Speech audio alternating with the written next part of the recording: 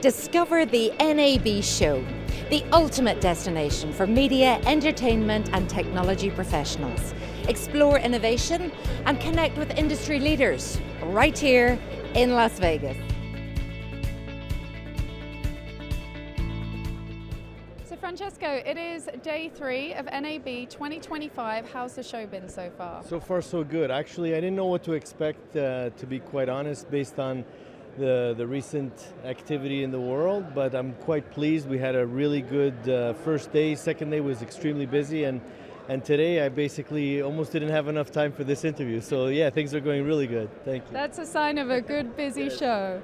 Talk to me about Matrox Video. How are you positioned in the broadcast and media industry? So Matrox has always been thought of as a hardware provider solving very specific solutions, from the end user products that we label our finished products, as well as OEM products where we supply underlining technologies for solution providers that provide CG or video service. So we're always very privileged to be at the table with forward-thinking customers that bring us challenges and trends that usually take about several years to mature, but because we're brought in as very soon in that process, we're able to come out with really good products when the market is really ripe for them.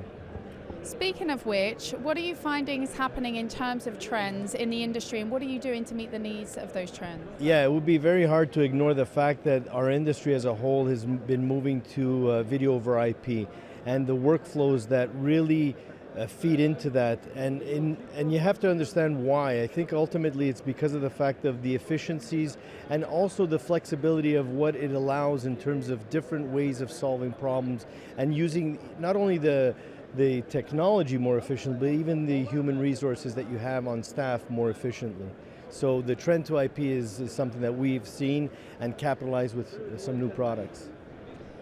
And on that note, what are you showcasing here this year at NAB? So at NAB, we're very proud to show off our world first IP KVM. So this is a KVM that supports 2110 and IPMX, which is NMOS aware. And in an IP environment, it's very important to be NMOS aware, and that basically just means that you're instantly recognizable on the network. You announce yourself, and anybody that is an NMOS device can connect to you. So imagine a KVM that could take a 2110 broadcast source and feed an IPMX device, which is more in the Pro AV part of a broadcaster. So imagine from the studio to the boardroom, everything being connected and not really thinking about where it's coming from. So that's actually quite being received quite well in the market because of the fact that it's multi-purpose that way. Yeah.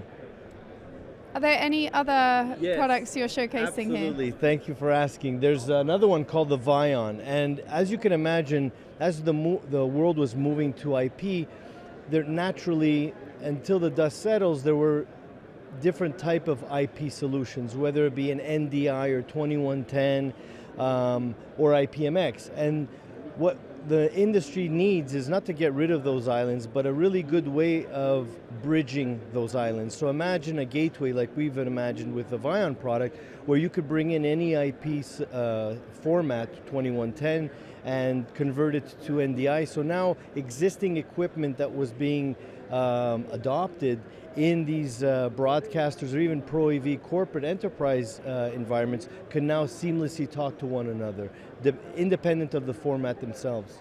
Who is this for, Francesco, and what are the future use perspective cases? Yeah, so mostly what we're focused on here at NAB is the broadcast community. So as they move to IP, one of the natural things that they're starting to think about is, let's go beyond the IP in our facility. Can we get more effective, or could we scale beyond what our physical limitations are? And that naturally brings you to the cloud. So in order to use the cloud, which, to be quite honest, wasn't thought of with broadcast principles in mind, didn't really have to worry about latency, responsiveness, it was there to exchange cat videos.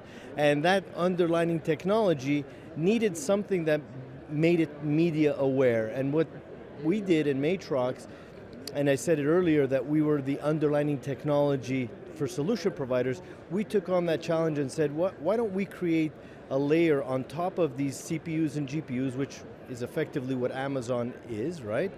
And give the ability for people broadcasters to build resilient workflows as they did on premises with bespoke solutions, but now what they're using is software on top of CPUs and GPUs, and to the operator, it effectively means that they don't feel any difference because the responsiveness and the latency is there, the quality is there, but the problem we solve is with Matrox Origin, and effectively it's an SDK layer, it's a development tool that all of our partners could be using, and it's an enabler to the future, really.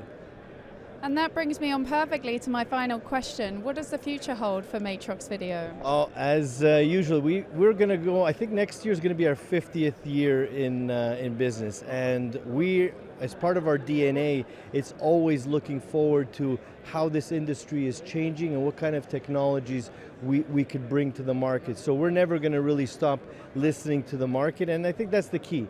Once we stop listening, I think that we become irrelevant. I think that we've lasted this long because of the fact that we listen and are prepared to basically take on the very hard challenges that this industry keeps on giving us.